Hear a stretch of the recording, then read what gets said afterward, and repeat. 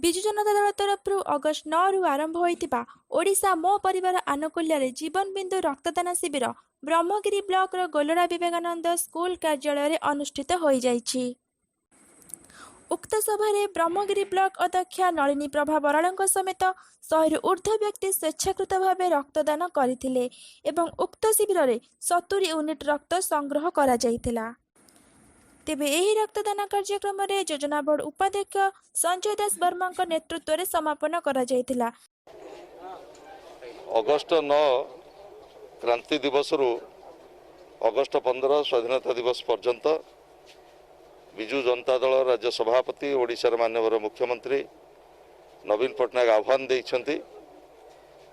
Corona ମୁକାବିଲା କରୁଥିଲା ସମୟରେ ଯେଉଁ ରକ୍ତ ଅଭାବ ବର୍ତ୍ତମାନ ସାରା ରାଜ୍ୟରେ ସୃଷ୍ଟି ହୋଇଛି, ସେ ରକ୍ତ ଅଭାବକୁ କିଭଳି ଭାବରେ ସୁଧାର ଆସିବ ସେଥିପାଇଁ ଆହ୍ୱାନ ଦେଇଛନ୍ତି। ଓଡ଼ିଶାର ଅଗଣିତ ଜନସାଧାରଣ, ବିଜୁ ଜନତା ଦଳର ଅଗଣିତ କର୍ମୀ, ଶୁଭେଚ୍ଛୁ ରକ୍ତଦାନ କରି ଅନ୍ୟର ଜୀବନ ବଞ୍ଚାଇବା ପାଇଁ ଆହ୍ୱାନ ଦେଇଛନ୍ତି।